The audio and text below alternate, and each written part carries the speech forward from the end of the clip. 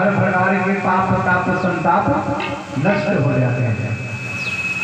फिर एक कथा सुनाते हैं कि बहुत पुरानी बात है। एक ब्राह्मण जो वेद पाठी ब्राह्मण था, कर्मकांडी ब्राह्मण था, बड़े भाव से भगवान की पूजा पाठ करता और यजमान के यहाँ भी वह कार्य कराता और उसी से जो कुछ उसे प्राप्त होता उसी से अपने जीवन को बिताता था। उसका नाम था अजामिल। लेकिन एक बार संयोगवश वह समिधा के लिए जंगल में गया हुआ था। अपने पूजा पाठ में हवन के लिए लकड़ी तो चाहिए, लकड़ी समिधा के लिए वह जंगल में गया था। दुर्भाग्यवश वहां पर उसने एक शूद्र पुरुष के साथ में एक वेश्या को वहां पर रत देख लिया। वहां उसकी मति मलिन हो गई। वहीं से उसने उस वेश्या को लेकर अपने परिवार का त्याग करके उसी के साथ में रहने लग गया। इसीलिए कहते हैं कि जितेंद्रिय बनिए। हमारी जो इंद्रियां हैं, इंद्रियों में आंख भी है कि ये जो देखना चाहे हम वही न देखें। मनमानी अगर ये देखेगा तो हमारे और इंद्रियों को भी प्रभावित करेगा। वह कर्मकांडी तपस्वी ब्राह्मण आज एक दूसरे व्यक्ति को गलत कार्य करते हुए देखा और उसकी बुद्धि भ्रष्ट हो गई। उस वेश्या के साथ में वह रहने लग गया और जब उसके साथ में रहने लगा तो उसकी आवश्यकताएं ज्यादा थी। तो उसकी पूर्ति के लिए फिर इसने दुराचार करने प्रारंभ कर दिए। अभी तक तो पूजा पाठ दान दक्षिणा से कार्य चलते थे, लेकिन अब उसे प्रसन्न करने के लिए महाराज को चोरी डकैती भी करना पड़ता। हर प्रकार के अब महाराज अनाचार और दुराचार में लिप्त होते चले गए और इन दोनों के साथ में धीरे धीरे करके इनके 10 पुत्र हुए। तो छोटे बेटे का नाम इन्होंने अजामिल रखा, संतों के कहने पर।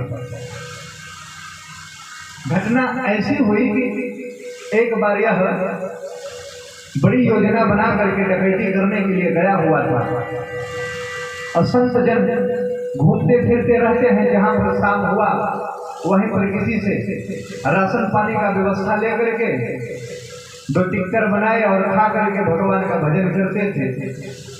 तो संयोग से जिस स्त्री के साथ में अजामिल रहता था, साधु संतों की एक टोली रात्रि के समय वहां पर पहुंचती है और उस स्त्री ने देखा कि साधु संत पधारे हैं और इनके द्वारा किए जाने वाले अनाचार दुराचार से वह भी परेशान था। तो उसने सोचा कि कम से कम कुछ पुण्य काम करने का भगवान ने अवसर दिया है तो इसे ही कर लिया जाए। तो वह आकर के साधु संतों को कहते हैं, महाराज बड़ी सौभाग्य है हमारी कि आप यहाँ पर आए हैं, लेकिन एक निवेदन है कि भजन कीर्तन आप लोग न करें, हम व्यवस्था कर देते हैं, आप लोग बना खा करके यहाँ से आप लोग चले जाइए, क्योंकि हमारे जो स्वामी हैं वह बड़े क्रूर हैं और इन सब कार्यों से वह नाराज हो जाएंगे तो क्या कर बैठेंगे, इसलिए मुझे बड़ी चिंता है। लेकिन साधु संतों को इन सब चीजों का भय तो होता नहीं।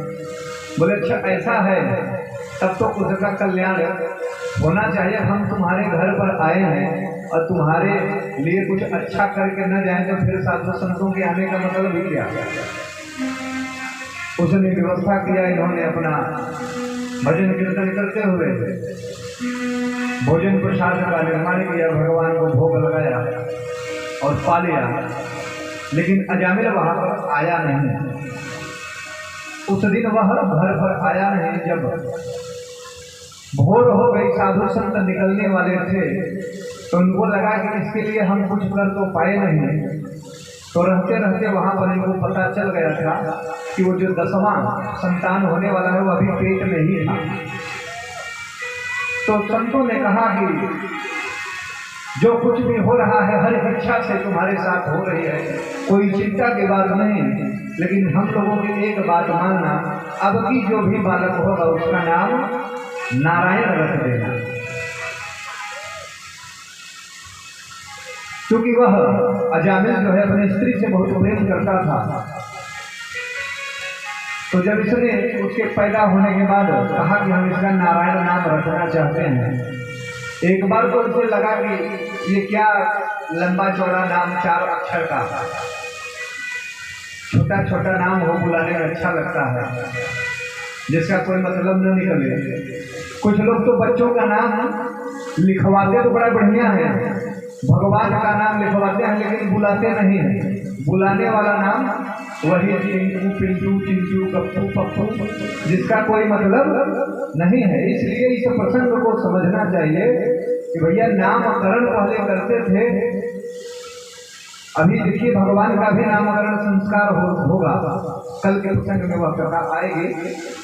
तो सलाह करते हैं कि किस ग्रह नक्षत्र के प्रभाव में बालक हुआ, तो किस तरह से नामकरण संस्कार किया जाए, नाम का कितना प्रभाव होता है, इसलिए अच्छा नाम रखें।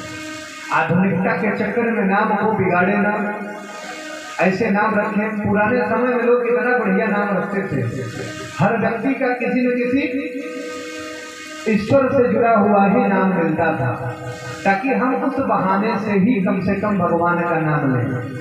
अब यहाँ पर अजामिल बहाने से ही तो नाम लेने वाला है। छोटा बेटा था, माता पिता दोनों को बहुत प्रिय था, लेकिन पिताजी कुछ ज्यादा ही उसे प्रेम करते थे, लगाव रखते थे।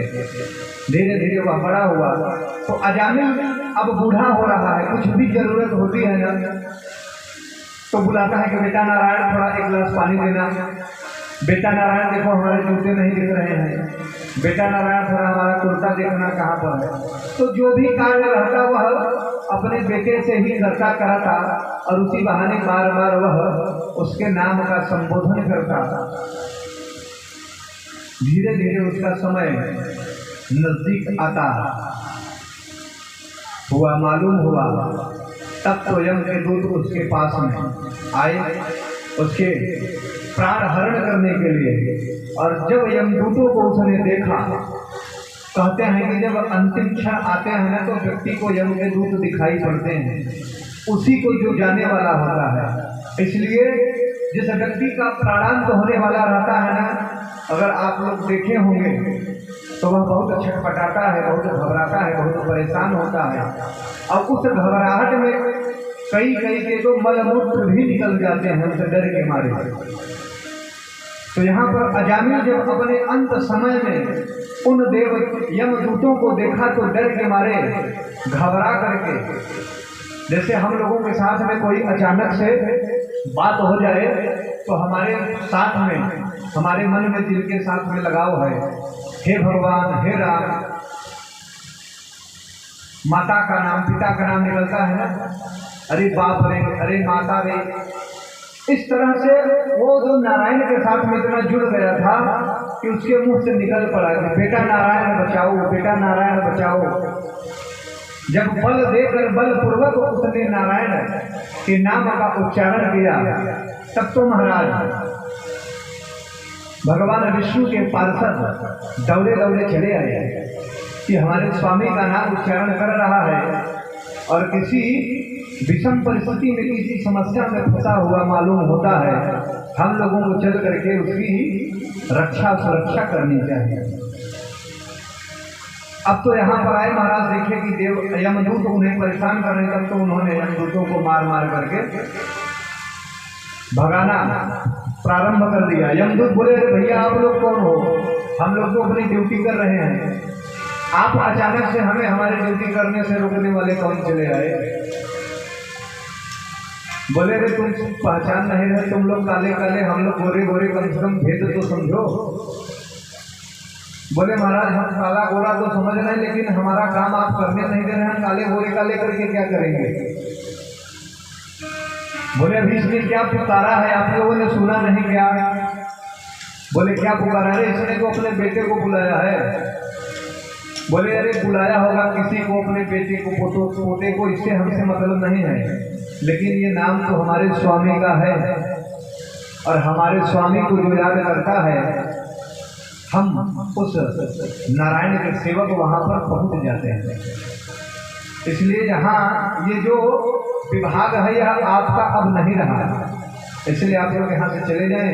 उन्होंने जब बलात् उसके प्राण हरण करने चाहे तो विष्णु पार्षदों ने मार मार करके भगा दिया। सांकेत्य परिहास्यम वास्तोहम हेलनमेव वा वैकुंठ नाम ग्रहणम सीताघरम विदो। दूतों ने कहा कि अनादिकाल से ये जो नारायण नाम है ये तो हमारे प्रभु का ही है।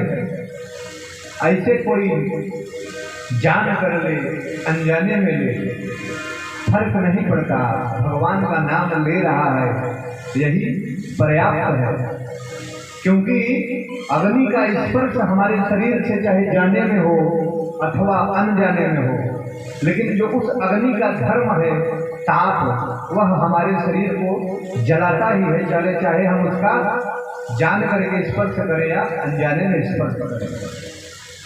विष आप जाने में पिए या अनजाने में पिए, वह आपके साथ में अपना प्रभाव दिखाएगा ही। आपका प्राणांत भी कर सकता है अगर आपने नदी से पान कर लिया। ऐसा नहीं है कि जहर आपने अनजाने में खा लिया तो उसका प्रभाव नहीं दिखेगा। इसलिए भगवान का नाम भी जाने में लिया जाए अथवा अनजाने में लिया जाए, इसका प्रभाव तो होगा ही होगा। कि भाय कुभाय अनकयाल सहू, भाय कुभाय अनकयाल सहू, भाय कुभाय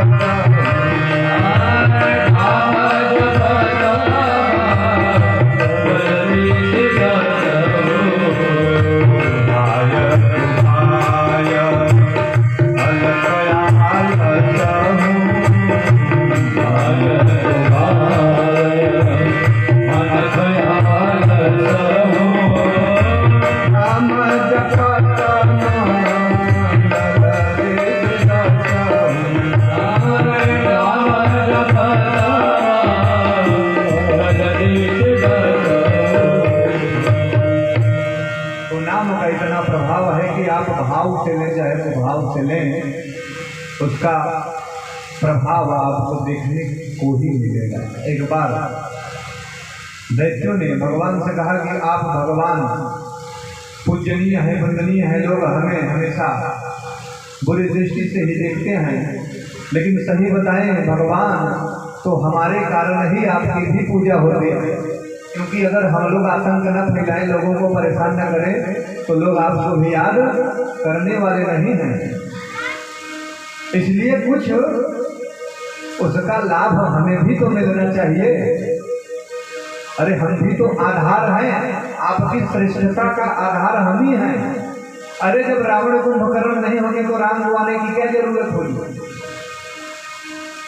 कंस नहीं होगा तो कृष्ण क्यों आएंगे? शिशुपाल दंतवक्र नहीं होंगे तो भगवान को आने की क्या आवश्यकता है? आप तो हमारे कारण ही आते हैं। और हम लोग इतना लोगों को परेशान करते हैं कि वो आपको याद करने पर विवश हो जाते हैं। नहीं तो लोग मस्ती में रहे तो फिर आपको कोई याद करने वाला नहीं है। भगवान बोले तो भैया चाहते क्या हो आप लोग? बोले कि हम भी आपके परम पद को प्राप्त करना चाहते हैं। बोले उसके लिए तो आपको भजन करना पड़ेगा, नाम का संकीर्तन करना पड़ेगा, पूजा पाठ करनी पड़ेगी। बोले देखिए महाराज, हमारे स्वभाव में ये चीजें तो है ही नहीं है, इसलिए ये कार्य तो हमसे होगा नहीं। बोले अच्छा तुम कर क्या सकते हो? बोले हम ये कर सकते हैं कि आपको गाली जितना कहें दे सकते हैं, हम आपसे दुश्मनी कर सकते हैं, आपकी बुराई कर सकते हैं, आपकी निंदा कर सकते हैं। निंदा कौन करता है? दैत्य लोग करते हैं। इसलिए आपके आसपास अगर कोई निंदक दिखाई दे तो आप समझे कि ये दैत्य वंश से ही परंपरा से धीरे धीरे यहाँ पर आया हुआ। लेकिन गलती क्या हो रही है कि दैत्य लोग तो भगवान के नाम का आश्रय पाते हैं, लेकिन हम लोग जो निंदा करते हैं उसमें भगवान तो है नहीं, इसलिए हमको बार बार नरक में ही जाना पड़ता है। तो दैत्यों ने कहा कि महाराज हम निंदा शिकायत करने में निपुण हैं, गाली गलौज करने में निपुण हैं, यही हमारे पास है, यही हम कर सकते हैं, दूसरा काम नहीं कर सकते। तो भगवान बोले कोई बात नहीं है, तुम हमसे दुश्मनी ही करो, हमारी शिकायत करो, मुझे गाली दो, किसी भी तरह से मेरे साथ में अपना संबंध बना करके रखो, चाहे शत्रु का ही संबंध बनाओ। अब सोचिए आप कि दिमाग में आपके सबसे ज्यादा याद आपके मित्र आते हैं कि आपका शत्रु याद आता है। हमारे जो मित्र हैं, हमारे जो संबंधी हैं, हमारे हितैषी हैं, वो लोग हमें बार बार नहीं याद आते। वो आ गए, दिख गए तो हम उनके साथ में हंसी खुशी प्रेम का व्यवहार करते हैं, दिखाते हैं। लेकिन जो हमारे शत्रु हैं महाराज नींद नहीं आने देते, रात रात भर याद करते रहते हैं कि मेरे साथ में इस तरह की घटना घटी, कब मौका पाएंगे बदला ले लें। तो निरंतर हम अपने शत्रु का स्मरण करते रहते हैं। तो भगवान कहते हैं कि इस तरह से भी तुम स्मरण करो, स्मरण तो मेरा करोगे। इसीलिए जितने भी दैत्य हुए हैं, जितने भी राक्षस हुए हैं, भगवान ने उनका भी उद्धार किया है, क्योंकि जो भगवान के हाथों मारे जाते हैं वह भगवान के ही परम पद को प्राप्त कर लेते हैं। तो भगवान के साथ में संबंध होना चाहिए। तो हिमो नाते अनेक मानिए स्वभाव, हमारे आपके बीच में नाते अनेक हैं, तुम वो मानो जो तुम्हें अच्छा लगता है। तुम शत्रु के भाव से ही हमारा स्मरण करना चाहो करो, लेकिन स्मरण करो। आज देखिए अजामिल अपने पुत्र को पुकारता है तो भगवान के पार्षद चले आते हैं। अब इस दृश्य को अजामिल देख रहा है, तुरंत वैराग्य हो गया कि भूले भटके भगवान के नाम के उच्चारण का आज जो दृश्य मैंने देखा, जो फल मैंने देखा, वाह क्या कहना, नाम का इतना फल है। अगर उसी प्रभु के नाम को मैं गंभीरता से मनन करूं, चिंतन करूं, कीर्तन करूं तो मेरा क्या हो सकता है। तुरंत सब कुछ छोड़ करके वह गंगा द्वारों पे आया, मुक्त सर्वानु बंधन, समस्त बंधनों से मुक्त होकर के गंगा नदी के पास में चला आया। और यहाँ पर भगवान का भजन करते करते भगवान के परम पद को प्राप्त कर लिया। दीन बंधु भगवान की जय हो। तो वह जो काला काला मुरली वाला है, हम सबको उसके चरणों का ही आश्रय लेते हुए आगे बढ़ना चाहिए, क्योंकि उसके नाम गलती से भी हमारी जुबान पे आ जाए तो उसका क्या फर्क पड़ता है। अब यहाँ पर भगवान के पार्षदों का दर्शन किया अजामिल ने, तो भगवान के लोक में जो चले जाते हैं वह भी भगवान के जैसे ही दिखते हैं। तो अब अजामिल भगवान के ही स्वरूप का दर्शन कर रहा है अपने हृदय में, और वह भगवान का कीर्तन कर रहा है। हम भी उस कीर्तन के माध्यम से पुनः कथा को आगे ले चलने का प्रयास करें।